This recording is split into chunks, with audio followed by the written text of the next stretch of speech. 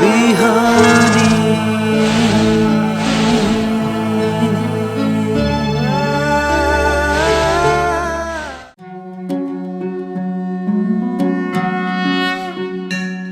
ओम स्वस्ति प्रजाभ्यः परिपालयन्तां न्याय्येन मार्गेण गतं महिषा गोब्राह्मणेभ्यः शुभमस्तु नित्यं लोकाः समस्ताः सुखिनो भवन्तु।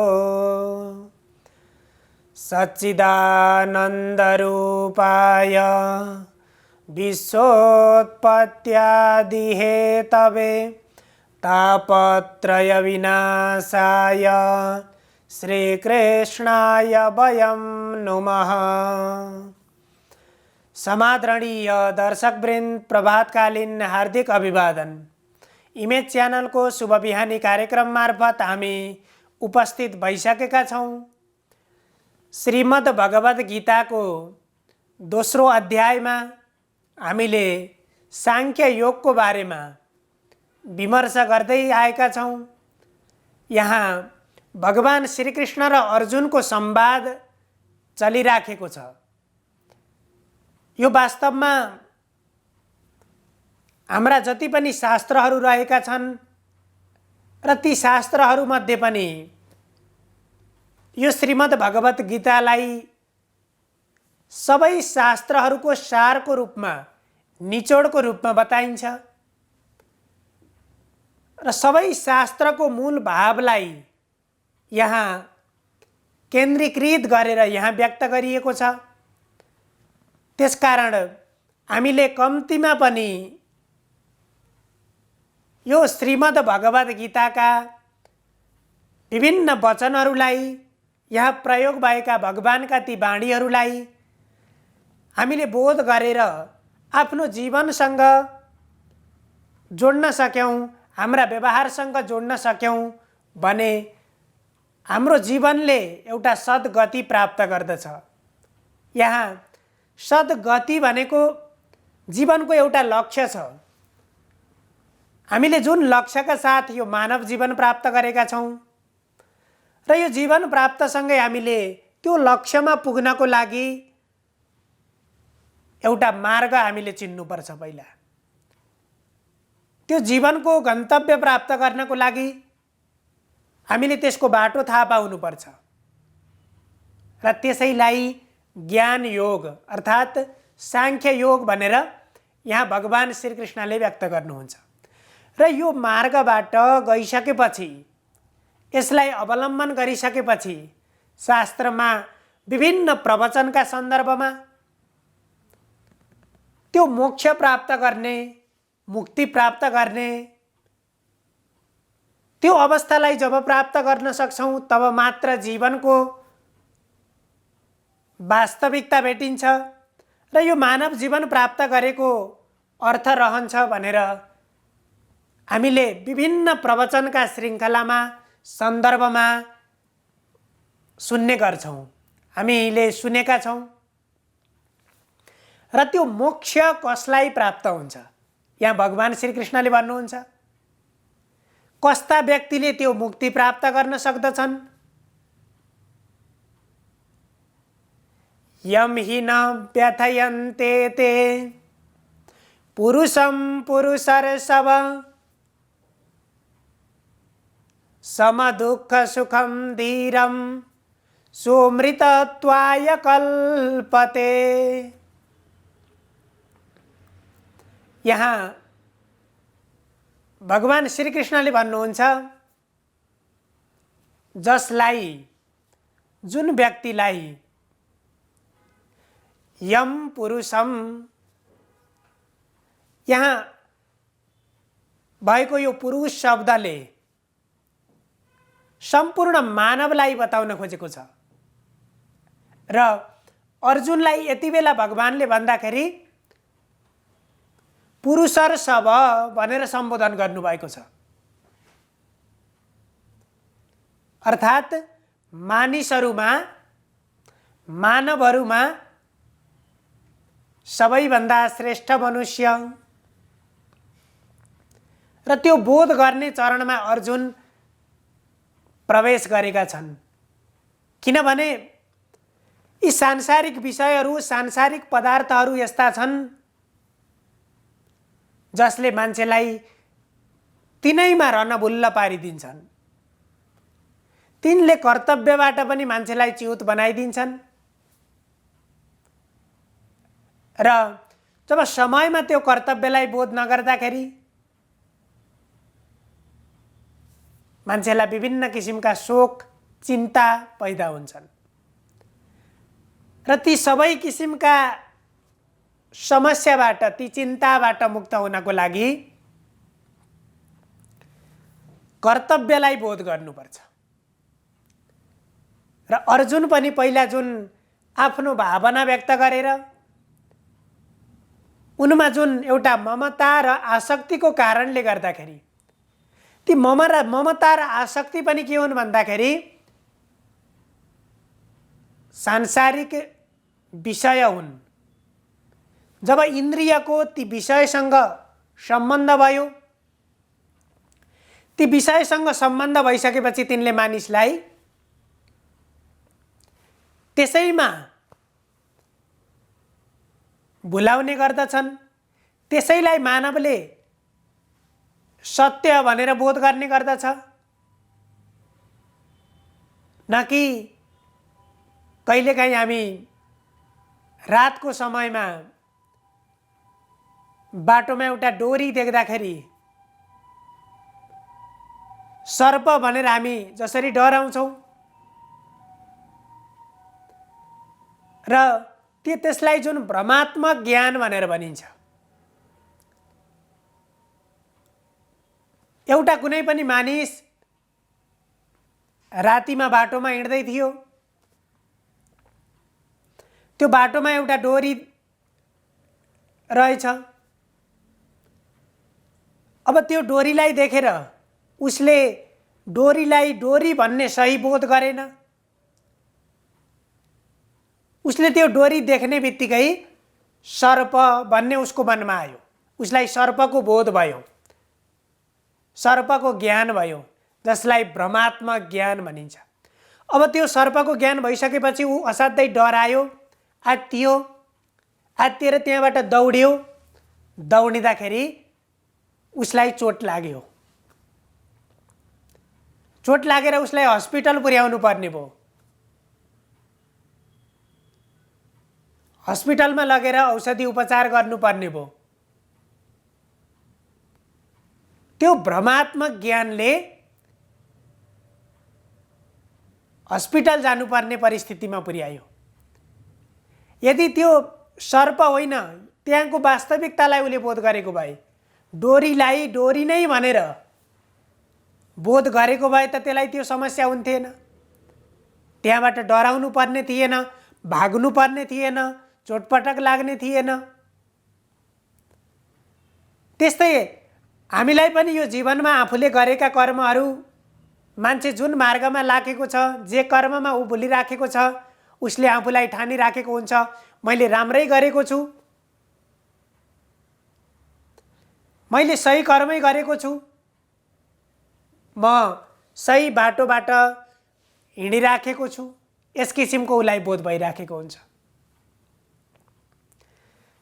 जबकि उसले जति बेला गएर त्यो मार्गबाट जाँदाखेरि, त्यसरी जाँदाखेरि जति बेला उसलाई प्रतिकूल परिस्थिति उत्पन्न हुन्छ, त्यति बेला बल्ल उसले थाहा पाउँछ कि म गलत मार्गमा रहेछु। अब त्यसपछि त्यो प्रतिकूल परिस्थिति उत्पन्न भइसकेपछि मानिस अत्तालिन्छ, आत्तिन्छ र आफैले गरेको कर्मप्रति उसलाई पश्चातापको बोध हुन्छ, खिन्नता महसुस हुन्छ र आफैले गरेका कर्मप्रति उसले धिक्कार गर्न थाल्छ।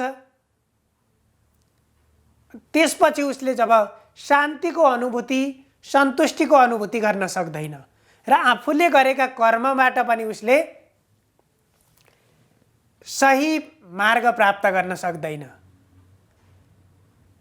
त्यस्तै यहाँ पनि अर्जुन पनि अर्जुनको मति विभ्रम अर्थात् मतिमा पनि भ्रान्ति उत्पन्न भएको थियो।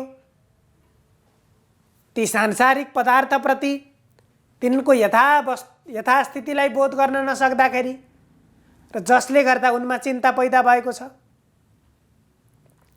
र त्यसबाट मुक्त भएर त्यो मोक्ष प्राप्त गर्नको निमित्त त्यो जो मोक्षको मार्ग प्राप्त गर्छन्, मोक्ष प्राप्त गर्छन्, त्यस्ता मानिसहरूलाई सुख दुःख जो अनुकूलता र प्रतिकूलताबाट उत्पन्न भएका पदार्थहरू हुन्छन्, यिनले यम हि न व्यथयन्ते ते, यी कुराले कहिले पनि पीडा दिँदैनन्, यी कुराले चिन्ता दिँदैनन्। त्यस्तो व्यक्तिले मात्रै त्यसरी त्यो अनुकूल र प्रतिकूल परिस्थितिलाई जसले सहज रूपमा ग्रहण गर्न सक्छन्, त्यसलाई सहज रूपमा बोध गर्न सक्छन्, त्यस्ता व्यक्तिहरू मात्रै सोमृतत्वाय कल्पते, तिनीहरूले मात्रै त्यो मोक्षलाई प्राप्त गर्न सक्छन्। र तिमीले पनि यहाँ भगवानले अर्जुनलाई भन्नुहुन्छ, तिमी पनि त्यो कर्तव्यलाई बिर्सेर तिमी पनि मार्गलाई भुलेर तिम्रो चित्त अत्यन्तै भ्रान्ति भएको छ। जो मुक्ति प्राप्त गर्ने पुरुषहरू ती अनुकूल र प्रतिकूल परिस्थितिबाट त्यसलाई सहज रूपमा ग्रहण गर्छन्, त्यसलाई सही रूपमा लिएर अगाडि बढ्दाखेरि उनीहरूलाई त्यसले कुनै पनि प्रभाव पार्दैन। तिनलाई सुख दुःख जस्ता विषयले त्यसलाई पनि सही रूपमा बोध गर्न सक्दाखेरि कुनै पनि प्रभाव पार्दैनन्, किनभने ती स्वाभाविक रूपमा आउने कुरा हुन्। त्यसैले तिमी पनि यहाँ मेरा बन्धुहरूको मृत्यु होला, युद्ध गर्दाखेरि मेरो मृत्यु होला भनेर तिमी कर्तव्यबाट विमुख हुन मिल्दैन। र त्यस्ता जो धैर्य भएका व्यक्तिहरू, धैर्यशाली व्यक्तिहरू हुन्छन्, त्यस्ता व्यक्तिहरूले मात्रै त्यो मुक्तिलाई प्राप्त गर्न सक्दछन्। यहाँ अगाडि गएर भगवान श्री कृष्णले भन्नुहुन्छ, त्यो मुक्ति प्राप्त गर्ने व्यक्तिहरू पनि संसारमा लाखौं मानिसहरूले, धेरै मानिसहरूले जन्म लिन्छन् र ती जन्म लिएका मानिसहरूमा पनि असाध्यै थोरै मान्छेले जो अत्यन्तै भाग्यमानी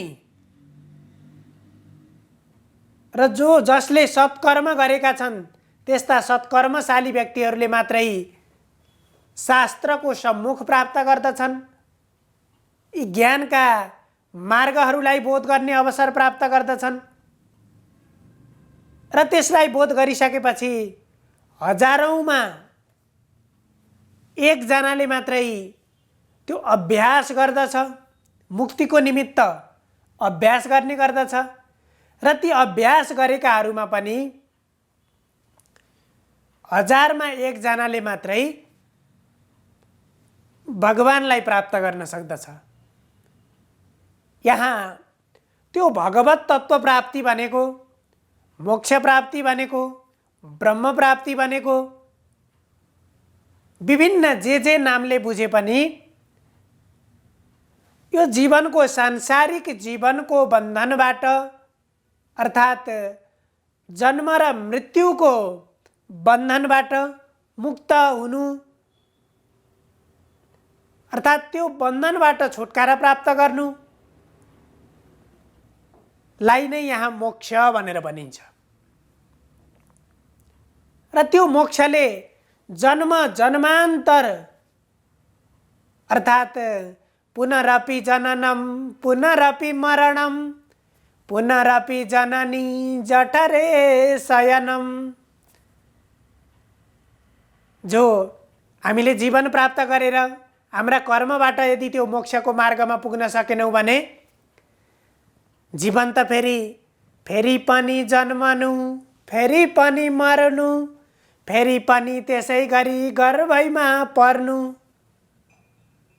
र यसरी यो जन्म र मृत्युको चक्रबाट मानव मुक्त हुन सक्दैन। जब उसले त्यो परिस्थितिलाई अर्थात् ती सुख र दुःख, अनुकूलता र प्रतिकूलताबाट जन्मेका, त्यसबाट उत्पन्न भएका ती सुख र दुःखलाई अर्थात् सुख र दुःखले जसलाई न व्यथयन्ती, जसलाई पीडा दिँदैनन्, जसलाई ती कुराले अल्झाउँदैनन्, त्यस्तो व्यक्तिले मात्रै मोक्ष प्राप्त गर्दछ। त्यस्तो व्यक्तिले मात्रै मुक्ति प्राप्त गर्दछ। र त्यसरी प्राप्त गरिसकेपछि अर्थात् त्यो अवस्थालाई बोध गरिसकेपछि भयबाट निष्फिक्री बन्छ मान्छे। अहिले त हामीले जीवन जिइराखेका हुन्छौँ, जीवनको गति अगाडि बढिराखेको हुन्छ, विभिन्न कर्ममा मान्छे निरन्तर प्रवृत्त भइराखेकै छन्, र पनि ती कर्मले मान्छेलाई किन खुसी दिएका छैनन्, ती कर्मले मानिसलाई किन सन्तुष्टि दिएका छैनन्। र त्यहाँ पनि मानिसले जति पनि आफ्ना कर्ममा र त्यो जीवन अगाडि बढिरहँदाखेरि उत्पन्न भएका परिणामहरूमा मानिसले सन्तुष्टि प्राप्त गर्न सकिराखेको हुँदैन। तिनैले मान्छेलाई शोक पैदा गरेको हुन्छ। र त्यसबाट मुक्त हुनको लागि सुख र दुःखलाई बोध गरेका अर्थात् तिनले ती पदार्थले जसलाई पीडा दिँदैनन् त्यस्ता व्यक्तिले मात्रै मोक्ष प्राप्त गर्छन्। अब तिमीले पनि यहाँ अर्जुनले भगवानलाई के प्रश्न गरेका थिए भन्दा मेरो निमित्त जुन कल्याणकारी कल्याणको मार्ग हुनेछ, जुन कर्म गर्दाखेरि मैले कल्याण प्राप्त गर्नेछु त्यस्तो मार्ग मलाई बताउनुहोस् भनेर अर्जुनले प्रश्न गरेका थिए। संसारमा 3 किसिमका मान्छे हुन्छन्। एक किसिमका मान्छेले कल्याणको चाहना गरेका हुन्छन्, जसलाई हामीले मोक्ष मुक्ति भनेर चर्चा गर्यौं। र अर्को किसिमका मान्छेहरू जीवनमा गरेका कर्मबाट स्वर्ग प्राप्तिको चाहना गरेका हुन्छन् र उनीहरूले आफ्ना कर्मबाट स्वर्ग प्राप्त गर्छन्। भने अर्को किसिमका मानिसहरू हुन्छन् जसले कीर्तिको अपेक्षा गरेका हुन्छन्। र यी 3 किसिमका चाहना भएका मान्छेहरूमा जसले कल्याणको चाहना गरेका हुन्छन् र त्यो कल्याण प्राप्तिको निमित्त यो ज्ञान मार्गको अवलम्बन गर्नुपर्छ। र यो ज्ञानको मार्गलाई बोध गरिसकेपछि त्यो कल्याणको अवस्थामा पुग्न सकिन्छ। र त्यस्ता जसले अनुकूलता र प्रतिकूलतालाई समभावले हेर्न सके, अब तिमीले चाहेका छौ कल्याण, तर यो प्रतिकूल परिस्थितिबाट तिमी डराएर भाग्न खोज्दैछौ, यसरी कल्याण प्राप्त हुँदैन। कल्याणको निमित्त प्रतिकूलतालाई पनि बोध गर्न सक्नुपर्छ भनेर यहाँ भगवान श्रीकृष्णले अर्जुनलाई भन्नुभयो। र ती हाम्रो जीवनमा पनि आइपर्ने जो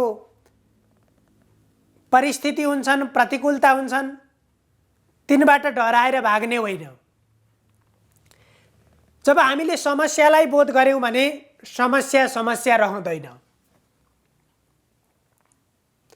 जे कुराप्रति हामीले शोक गरिराखेका हुन्छौँ त्यसप्रति हामी चिन्तनशील बनेर विचार गऱ्यौँ भने त्यसबाट स्वतः मुक्त प्राप्त हुन्छ, मुक्त बन्न सकिन्छ र त्यस्ता व्यक्तिले मात्रै त्यो मोक्षलाई प्राप्त गर्न सक्छन्। सर्वे भवन्तु सुखिनः, सर्वे सन्तु निरामया, सर्वे भद्राणि पश्यन्तु, मा कश्चित् दुःखभाग् भवेत्। हजुरहरूको दिन शुभ होस्। धन्यवाद।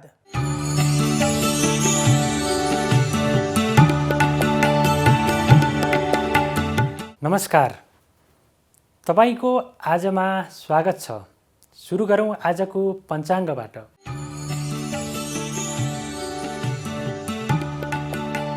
आज मिति 2078 साल मङ्सिर 8 गते बुधबार, तदनुसार 2021 नोभेम्बर 24 तारिक, नेपाल सम्वत 1142, राक्षस नामक संवत्सर, सूर्य दक्षिणायन, हेमन्त ऋतु, मङ्सिर कृष्ण पञ्चमी तिथि, पुनर्वसु नक्षत्र दिउँसो 2 बजेसम्म रहनेछ भने त्यसपछि तिष्य नक्षत्र प्रारम्भ हुनेछ। चन्द्रमा आज बिहान 7:30 मिथुन राशिमा रहनेछन् भने त्यसपछि कर्कट राशिमा प्रवेश गर्नेछन्। शुक्ल योग, कौलव करण, आज अपराह्न 12 बजेदेखि दिउँसो 1:30 राहुकाल रहने भएकाले त्यस अवधिमा सकेसम्म शुभ कार्यको थालनी नगर्नुहोला। काठमाडौँमा सूर्योदय बिहान 6:33 हुनेछ भने सूर्यास्त साँझ 5:07 हुनेछ। अब लागौँ आजको राशिफलतर्फ। मेष राशि। मेष राशि हुनेहरूका लागि आजको दिन मध्यम खालको रहेको छ। बोलीको विवादास्पद अर्थ लाग्ने अथवा बोली विवादमा पर्ने हुनाले बोल्दाखेरि अत्यन्तै संयमता अपनाउनु पर्ने स्थिति रहेको छ। त्यसै गरी काम गर्ने उत्साह उमङ्गमा वृद्धि हुनेछ र दाम्पत्य जीवनमा रहनुभएकाहरूका लागि आजको दिनमा दाम्पत्य सुख प्राप्त गर्ने योग रहेको छ। त्यसै गरी प्रेम सम्बन्धमा केही शङ्का उपशङ्काको स्थिति रहन सक्छ। परिस्थितिलाई विचार गरेर अगाडि बढ्नुहोला। पक्कै पनि आजको दिन शुभ रहनेछ। वृष राशि। वृष राशि हुनेहरूका लागि आजको दिनमा धन आर्जनको लागि अत्यन्तै अनुकूल समय रहेको छ। पारिवारिक सम्बन्धमा थप सुमधुरता र प्रगाढताको स्थिति रहन सक्छ भने आफन्तहरूले पनि अत्यन्तै साथ सहयोग गर्नेछन्। त्यसै गरी मनमा अत्यन्तै उत्साह उमङ्गको स्थिति पैदा हुनेछ र निर्णय क्षमतामा र तर्क शक्तिमा वृद्धि हुनेछ र साथीभाइहरूमाझ आफ्नो प्रभावलाई, आफ्नो प्रभुत्वलाई स्थापित गर्न सकिने खालको योग रहेको छ। मिथुन राशि। मिथुन राशि हुनेहरूका लागि आजको दिनमा व्यापार व्यवसायमा संलग्न हुनेहरूका लागि विशेष खालको लाभ प्राप्त गर्न सक्ने योग रहेको छ। जागिरीहरूका लागि पनि नयाँ जिम्मेवारी र नयाँ खालका अवसरहरू प्राप्त गर्न सक्ने योग रहेको छ। त्यसै गरी अध्यापनमा संलग्न हुनेहरूका लागि भने केही मेहनत गर्नुपर्ने स्थिति रहेको छ। त्यसै गरी सुखमा वृद्धि हुनेछ, भाग्यमा उदय हुनेछ र आँटे ताकेका कामहरूले पनि सफलता प्राप्त गर्न सकिने खालको योग आजको लागि रहेको छ। कर्कट राशि। कर्कट राशि हुनेहरूका लागि आजको दिनमा अनावश्यक क्षेत्रमा धनको नोक्सानी हुन सक्ने स्थिति रहेको छ। साथीभाइहरूको लहडमा उक्साहाटमा लागेर कुनै क्षेत्रमा खर्च गरिनेछ, तर त्यसको प्रतिफल भने आफूलाई आउने छैन र नयाँ लगानी गर्दा पनि कुनै क्षेत्रमा लगानी गर्नुभयो भने पनि त्यो लगानी आजको लगानी मुनाफामा परिणत हुन सक्दैन।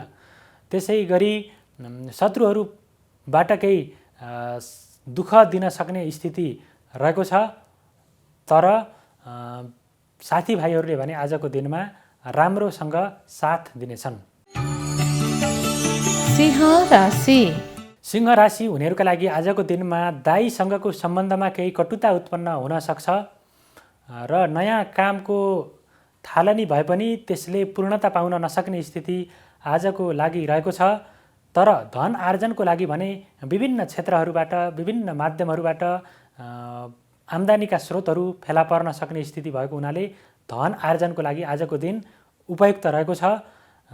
त्यसै गरी दाम्पत्य जीवनमा केही आशंकाको स्थितिको कारणले गर्दाखेरि केही मनोमालिन्यता, खटपट र केही बेमेलको स्थिति देखा पर्न सक्छ। परिस्थितिलाई आकलन गरेर संयमित भएर अगाडि बढ्नुहोला। कन्या राशि। कन्या राशि हुनेहरूका लागि आजको दिनमा लामो समयदेखि रोकिएका र प्रतीक्षा गरिएका कार्यहरूले सफलता प्राप्त गर्न सक्ने योग रहेको छ। त्यसै गरी नयाँ कार्यको थालनी हुने र नयाँ खालका अवसरहरू प्राप्त गर्न सक्ने योग रहेको छ। राज्य पक्षबाट विशेष खालको लाभ प्राप्त गर्न सकिने योग रहेको छ भने पारिवारिक वातावरण पनि अत्यन्तै उल्लासमय हुने स्थिति रहेको छ। तुला राशि तुला राशि हुनेहरूका लागि आजको दिनमा पराक्रममा वृद्धि हुनेछ, भाग्यमा बढोत्तरी हुनेछ। रोकिएका कामहरूले अत्यन्तै निर्विघ्नतापूर्वक सफलता प्राप्त गर्ने अवसर प्राप्त गर्नेछन्।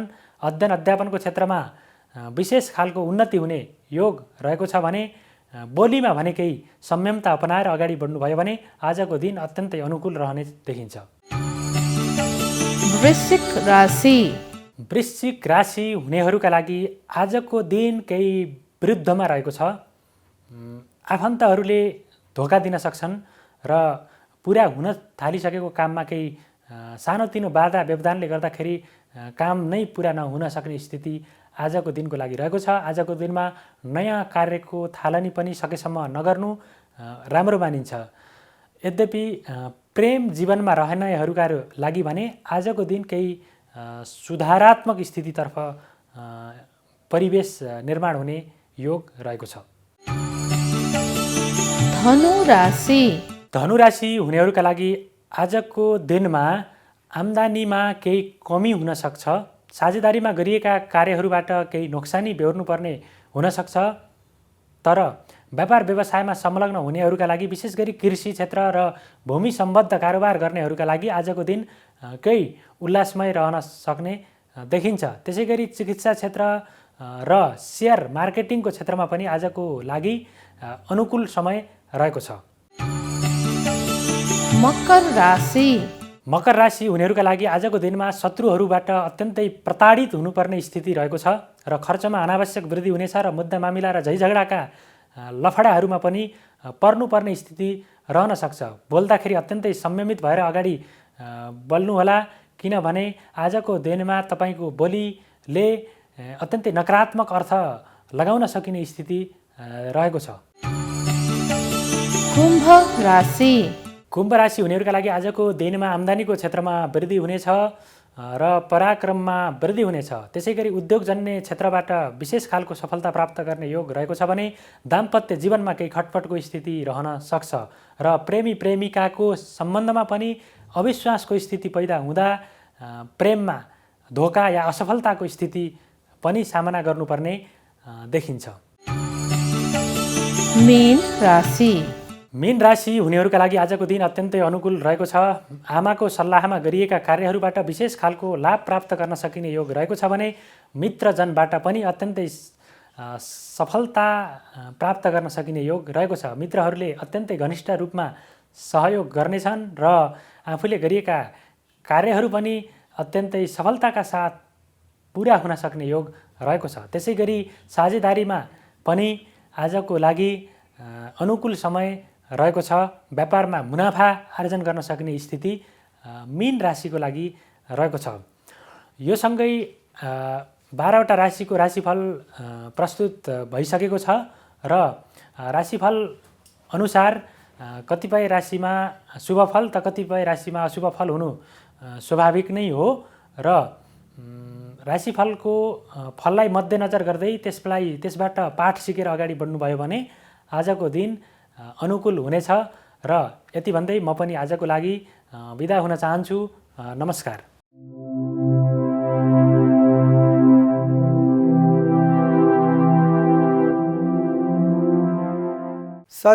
सच्चिदानन्दरूपाय विश्वोत्पत्त्यादिहेतवे तापत्रय विनाशाय श्रीकृष्णाय वयं नमः। नमस्कार, यहाँलाई स्वागत छ वास्तुविधामा। आदरणीय सज्जन भक्तवृन्द, आजको विषय प्रसङ्ग लिएर उपस्थित भएको छु। वास्तुविधामा ईशान कोणमा के गर्दाखेरि उपयुक्त हुन्छ र के गर्दाखेरि उपयुक्त हुँदैन भन्ने बारेमा। ईशान कोण भनेको वास्तुको शिर भएको स्थान हो। पूर्व प्रसङ्गमा पनि मैले यसको वर्णन गरिसकेको छु। वास्तु पुरुषको शिर चाहिँ ईशान कोणमा रहने भएका कारणले ईशा भनेको भगवान, भगवानलाई नै स्थापना गर्नुपर्छ। हजुरहरूलाई सर्वविदितै होला ईशान कोण भनेको कुन स्थान हो? पूर्व र उत्तरको कोण नहुन पनि थाहा हुन्छ, भक्तहरूलाई नहुन पनि सक्छ कि कसैले भन्नुहुन्छ गुरु मलाई पूर्वै थाहा छैन पनि भन्नुहुन्छ। जहाँबाट सूर्य भगवान उदय हुनुहुन्छ पूर्व, जहाँ अस्तय हुन्छ त्यहाँ पश्चिम, जहाँ दिनभरि सूर्यको पीठ पर्छ दक्षिण र जहाँ सूर्यको पावर कम हुन्छ त्यो चाहिँ नि उत्तर दिशा। त्यो कुरा हामीलाई पहिला ज्ञान हुनुपर्छ। अब हामी जाउँ ईशान कोणतर्फ। ईशान ईशाको स्थानमा स्थापित गरिने चिज भनेको पहिला कुरो जलाश्रय। मनुष्यलाई प्राण बाँच्नको लागि पहिला जलै जीवन, जलको आवश्यक पर्छ। हामीले भवन निर्माण गर्न लाग्यौँ, सुरुवातमा हामीलाई के चाहियो त भन्दाखेरि जल पानी चाहियो। पानी बिनाको संरक्षण केही पनि हुन सक्दैन। त्यो संरक्षण गर्नको लागि अब हामीले कुन दिशामा त्यो पानीको स्रोतलाई खोज्छौँ भन्दाखेरि ईशान कोणमा त्यो पानी हामीले चाहिँ नि निकालिन्छ। त्यो वास्तु संरक्षणको त्यो भूमिको माटो अनुसारले काहीँ इनार हुन्छ, काहीँ बोरिङ हुन्छ, काहीँ ट्युबवेल हुन्छ। यानि जुनै विधाले पनि त्यो निकाल्दाखेरि हामीले त्यो दिशालाई छोड्नु भएन, एक नम्बर। अब अर्को प्रसङ्गमा हामी कहाँ जान पर्यो भन्दाखेरि जल सम्बन्धी त्यो दिशामा राम्रो भयो र मन्दिरतर्फमा त्यो दिशालाई राम्रो भयो। र अब मन्दिर कसरी बनाउने त? सकेसम्म मन्दिर अलिकति वरपर बरु गर्न सकिएला, जललाई सकिँदैन। अब त्यो मन्दिर बनाउँदाखेरि त्यो मन्दिरको रङ कस्तो चाहियो? रङले पनि धेरै कुरामा फरक बनाउँछ। मन्दिरको रङ भनेको सकेसम्म पहेँलो हुनु पर्यो। किन त भन्दाखेरि भगवानको प्राकट्य हुँदैखेरि पीताम्बर धारण गरेर प्रभु परमात्मा भगवान प्राकट्य हुनुभएको थियो। तमत भूतम बालक मम्बुजे क्षणम चतुर्भुजम शंख गदायुधायुधम श्रीवत्स लक्षम गलशोभि कौस्तुभम पीताम्बरम सान्द्र दयोवशौभ। त्यो शंख चक्र गदा पद्मधारी भगवान ईशान कोणमा स्थापना गर्दाखेरि त्यसको कलर चाहिँ नि भुइँमा के हुनु पर्यो? अब हजुरले मार्बल लाउनुहुन्छ कि टाइल लाउनुहुन्छ कि कलर गर्नुहुन्छ कि त्यसलाई सकेसम्म पहेँलो कलर गरिदिनु भयो भनेदेखि त्यो ईशान कोणको वास्तु दोष हुँदैन, एक नम्बरमा। अब अर्को कुनै रङ छैन त? मन अर्को रङ पनि छ, रातो। रातो शान्ति देवीको प्रतीक, विजयको प्रतीक रातो पनि लाउन सक्नुहुन्छ। जसरी हामीले कुनै विजय उत्सव गर्दाखेरि जुनै पनि हामीले काममा शुभ साइतमा रातो प्रयोग गर्छौँ, त्यो रातो मार्बल फर्सहरू पनि हजुरले लाउन सक्नुहुन्छ। र त्यो ईशान कोणमा हजुरले अब भगवानका विग्रहहरू राख्नु पर्यो। हुन थाहा नहुन सक्छ कतिजनालाई, सबैलाई ज्ञान हुन्छ भन्ने कुरा छैन। र भगवान कता फर्काउने त? भन्दा कयौँ घरमा देखिन्छ भगवानलाई पूर्व फर्काएको हुन्छ। भगवानलाई पूर्व फर्काउँदा भगवानको पृष्ठभाग यानि पछाडि दक्षिणतर्फ हुन्छ, पश्चिमतर्फ हुन्छ र भगवानलाई पूर्व फर्काउँदाखेरि भगवानको पृष्ठभाग पूर्व र भगवानको जुन विग्रह छ त्यो विग्रह पश्चिम हुनु पर्यो। अनि त्यो के भयो त भन्दाखेरि सुल्टो भयो। जहिले पनि हजुर मन्दिरमा प्रवेश हुनुहोस्, जुन स्थानमा जानुहोस् त्यहाँ भगवानका द्वारहरूमा प्रवेश गर्दाखेरि जहिले पनि पूर्वबाट भगवानका विग्रहलाई पश्चिमतर्फ फर्काइएको हुन्छ। यो एउटा। अर्को कुरा के छ भन्दाखेरि त्यो भगवानको ईशान कोणमा स्थापना गर्ने जुन मन्दिर छ नि त्यसमा यदि हामीले पितृका फोटाहरू राख्छौँ भनेदेखि हामीले पूर्वबाट पश्चिम दिशामा फर्काउनु हुँदैन, दक्षिणतर्फबाट उत्तरमा फर्कायौँ भनेदेखि त्यो दक्षिणी ध्रुवमा भयो।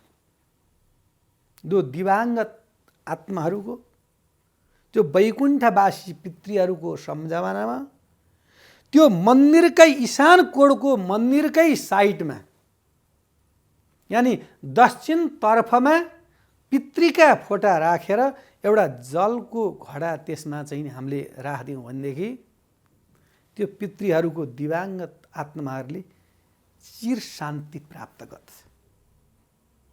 अब अर्को कुरा गयो दीपनारायणको कुरा। यो भर्खरैको पनि एउटा प्रसङ्ग छ। दसैँको बेलामा आफूभन्दा बडालु सज्जन भक्तहरू कहाँमा टीका थाप्न गयो, दियो प्राय घरमा उल्टो बालेको हुन्छ। अब आफ्नो त्यही विधाको भएका कारणले ज्ञान भएका कारणले हजुर यो दियो त उल्टो भयो नि भन्दा होइन, यो दियो त सुल्टो भएको छ। यो हाम्रो कर्मकाण्ड किताबमा 9को किताबमा जुन हाम्रो यो अहिले वेद विशास्त्रमले जुन पढाउँदैछ त्यसमा 9 कक्षाको किताबमै लेखेको छ। त्यहाँ सनकादि ऋषिहरूले प्रश्न गर्नुहुन्छ, नारदले प्रश्न गर्नुहुन्छ ब्रह्मालाई, प्रभु दियो कता फर्काउने हो?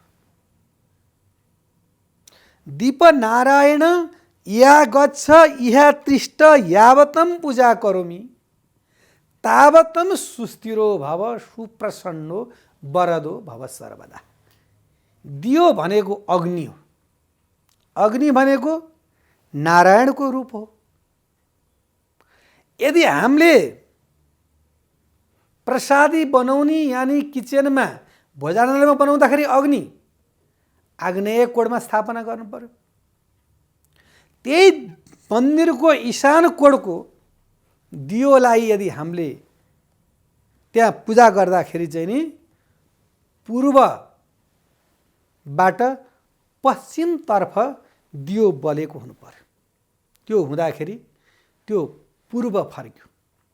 जसरी भगवानका विग्रहहरू पश्चिम फर्केर सुल्टो भए नि त्यस्तै प्रकारले दियो पनि सुल्टो हुनुपर्छ। अधिकतर घरमा जाँदाखेरि दियो उल्टो देखिन्छ। यदि हजुरले यो कुरालाई बुझ्नु भएन भनेदेखि म फेरि हजुरलाई बुझाउने कोसिस गर्छु। हजुरले दियो लिनुभयो, दियो बाल्नुभयो, त्यो बलेको ज्योति यानि बत्तीलाई आफूतर्फ राख्नुहोस्। हजुर पूर्व फर्किनु भएको छ, हजुरको मुखाकृति पूर्व छ र हजुरको पृष्ठ पछाडिको भाग पश्चिमतर्फ छ। भगवान पनि पश्चिमतर्फ फर्किनु भयो र दियो पनि पृष्ठभाग पूर्व र त्यसको ज्योति पश्चिममा गइसकेपछि त्यो दियो जहिले पनि के छ त भन्दाखेरि सुल्टो हुन्छ। यो कुरा हजुरहरूले विचार गर्नुपर्ने कुरा छ। अब हामीले ईशान कोणको बारेमा वर्णन गर्दैछौँ। ईशान कोणमा हामीले वर्णन त गऱ्यौँ। ईशान कोण भन्ने बित्तिकै हामीले ईशा भगवानको स्थान भन्ने थाहा भयो। अर्को विषय भयो कि ईशान कोणमा जलाश्रयको कुरा थाहा भयो। जलै जीवन भन्ने कुरा थाहा भयो। जल बिना केही पनि हुँदैन भन्ने कुरा थाहा भयो। त्यो जललाई चाहिँ हामीले कतै पनि लान मिलेन। भगवानलाई हामीले लान मिल्छ, किन भगवान भनेको भावमा प्राकट्य हुनुहुन्छ। जसरी पितृहरूलाई वचनमा, पितृहरूलाई चाहिँ नि एक वचन, दुई वचन, बहुवचन, वचन मिलेन भने पितृ खुसी हुँदैनन्। भाव प्रसन्न भयो भनेदेखि देवता खुसी हुनुहुन्छ। प्रभु तमेव माता च पिता तमेव, तमेव बन्धु च सखा तमेव। मेरो त सबै हजुरै हो, विद्या पनि हजुरै हो, दाजुभाइ पनि हजुर नै हो, माता पिता नि हजुरै हो। तमेव सर्वम मम देव देव। प्रभु मेरो त केही पनि छैन। तर भित्री मनले यदि हजुरले त्यो कुरा चाहिँ नि जागृत गरेर उजागर गरेर चाहिँ त्यो भन्नु भनेदेखि भगवान प्रसन्न हुनुहुन्छ। तर त्यो भगवानलाई हजुरले चाहिँ नि कहाँ लानु हुँदैन। हाम्रो जुन भर्याङ छ नि, वास्तुशास्त्रमा हजुरको भर्याङको माथि भगवानलाई राख्ने परम्परा छैन। हामी के गर्छौँ, हाम्रो किचन ठुलो चाहिन्छ हामीलाई, हाम्रो शौचालय हामी ठुलो बनाउँछौँ। वास्तुमा सबभन्दा राम्रो चाहिने भनेको के त भन्दाखेरि, धेरै प्रयोग हुने भनेको हाम्रो के त भन्दाखेरि किचन। जतिखेर पनि त्यहीँ जानुपर्छ, बिहान उठेदेखि बेलुकासम्म त्यहीँ जानुपर्छ। र अनि शौचालय पनि ठुलो चाहियो, जतिखेर प्रयोग पनि त्यो हुन्छ। अनि हाम्रो जुन गेस्ट रुम, टिभी रुमहरू हामी ठुल्ठुला बनाउँछौँ। तर हाम्रो भावना के हुन्छ भन्दाखेरि भगवानलाई ठुलो किन चाहियो।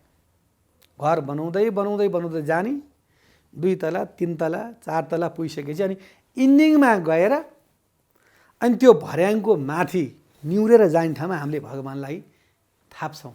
त्यो कहिल्यै पनि गर्नुहुन्न। त्यो वास्तवमा सबभन्दा ठुलो दोष चाहिँ त्यो दोष। सक्नुहुन्छ भने एउटा परमात्माको सृष्टि, उही भगवानकै चाहिँ नि घर हो, त्यो उहाँकै जग्गा हो, उहाँले दिनुभएको उहाँकै घडेरी हो। त्यो बनाउनेवालाको हृदयमा नि उहाँ हुनुहुन्छ। उहाँलाई एउटा स्थान ईशानकोटमा छुट्याइदिनुहोस्।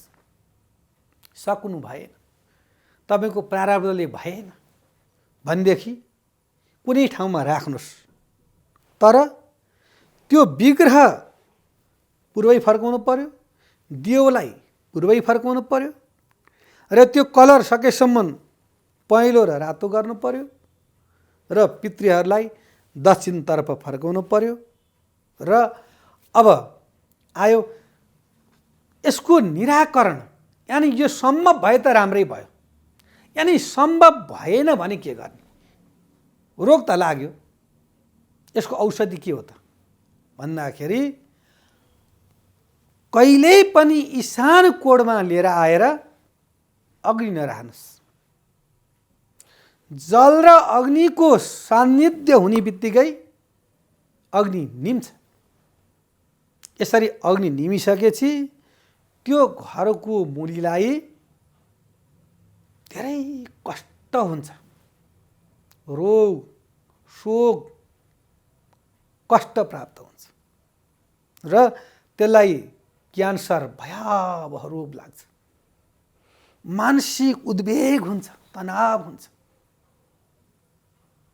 र अग्निको स्थान, आग्नेयको स्थानको चिजलाई कहिल्यै पनि ईशान कोणमा राख्न मिल्दैन। यदि हजुरले राख्न चाहनुभयो भने के हुन्छ, त्यसको परिणाम स्वरूप हजुरलाई कष्ट हुन्छ भन्ने कुरा जानकारी हो। मन्दिरको लागि स्थान हजुरले सार्न सक्नुहुन्छ भन्ने कुरा जानकारी भयो। जल र अग्निको लागि भनेदेखि सार्न मिल्दैन। अब जल यदि हजुरले ईशान कोणमै बनाउनु भयो, अब अग्निको लागि तपाईलाई आग्नेय कोण मिलेन भनेदेखि त्यसको एउटा वास्तु अनुसारले त्यसको दोष कटाउने नियम छ। तपाईले त्यसलाई लिएर गएर पश्चिमी ध्रुव यानी पश्चिम कोणमा लिएर गएर तपाईले अग्निलाई चाहिँ नि बनाउनुस्। र त्यो अग्नि बनाउँदाखेरि त्यसको स्ल्याब जुन छ नि, त्यो स्ल्याब भन्दा मुनि एउटा तामाको भाँडोमा सधैँभरि पानी भर्नुहोस्। त्यो अग्नेय कोणमा हुने अग्नि पश्चिम कोणमा वायव्य कोणमा लिएर गएर पनि यदि हजुरले बनाउनु भयो भनेदेखि हजुरलाई दोष भएन। किन भन्दाखेरि त्यो तामाको भाँडोमा जलाश्रय हजुरले भरिसकेपछि त्यसको दोष काट्छ।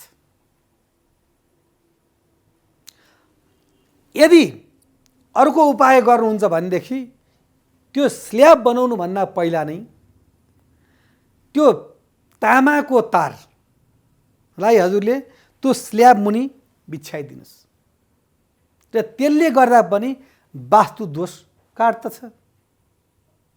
अर्को तेस्रो नम्बरमा गएर हजुरले पिलामेन, त्यो पिलामेनको पत्थरलाई हजुरले वायव्य कोणमा यानि पश्चिम र उत्तरको कोणमा त्यो वायव्य कोणमा गएर त्यो पिलामेन राखिदिनु हो भनेदेखि त्यसका जति पनि नेगेटिभ भाइब्रेसनहरू छ त्यो पिलामेनले तानिदिन्छ र त्यो पोजिटिभ भाइब्रेसन त्यो ऊर्जा हजुरलाई चाहिँ नि त्यसले दिन्छ र त्यो वास्तु दोष लाग्दैन।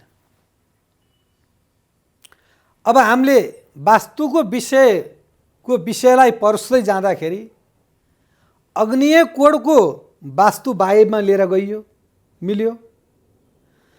ईशान कोणको जललाई आग्नेय कोणमा लान मिलेन र जुन जुन मन्दिर जुन छ हामीले वर्णन गरेका छौँ त्यो मन्दिरलाई भर्याङमाथि राख्न मिलेन।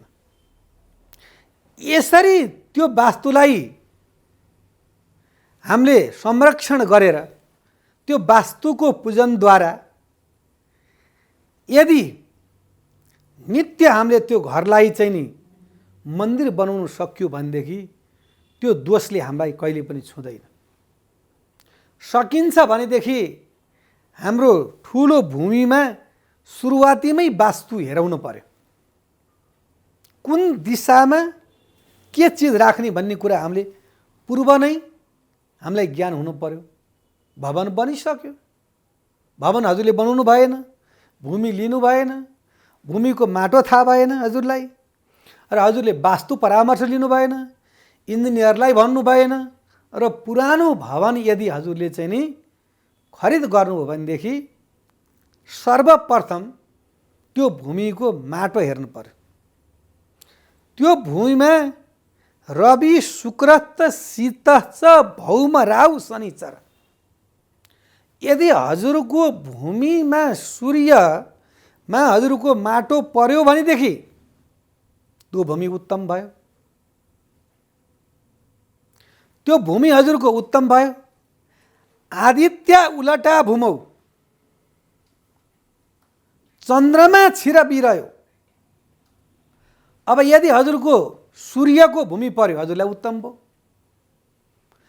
चन्द्रमाको भूमि भयो हजुरलाई चाहिँ के छ भन्दाखेरि त्यो दोष लाग्ने भयो।